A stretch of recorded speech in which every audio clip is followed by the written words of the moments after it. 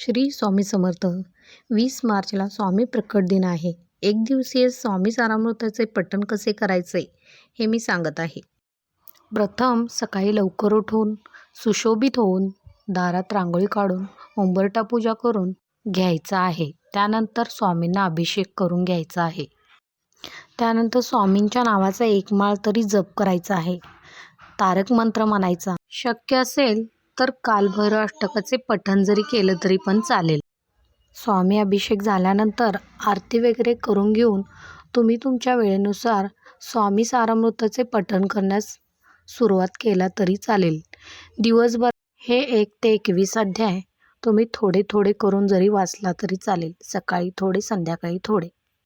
ह्यामध्ये इतके नियम नसतात, तरी पण आपण त्या दिवशी नियमांचे पालन करा.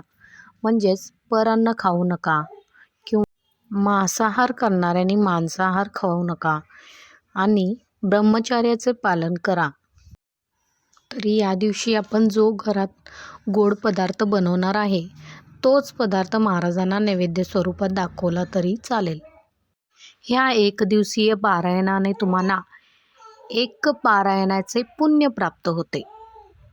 असे म्हटले जाते की निदान 11 माळी जप तरी त्या दिवशी करायचा. 11 वेळा तारक मंत्र म्हणायचा. पारायणाच्या आदल्या दिवशी स्वामींच्या केंद्रात जाऊन नारळ व खडीसाखर फुले घेऊन महाराजांच्या चरणावर अर्पण करून यायचं आहे. तेथे महाराजांना अशी प्रार्थना करायची की महाराज, माझ्याकडून हे कार्य, हे पारायण निर्विघ्नपणे पार पाडून घ्या.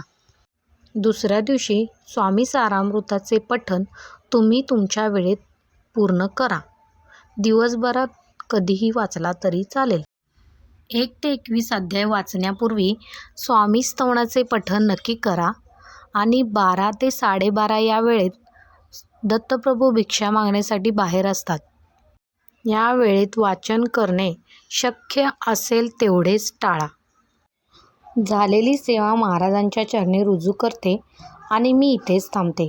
श्री स्वामी समर्थ. जय जय स्वामी समर्थ.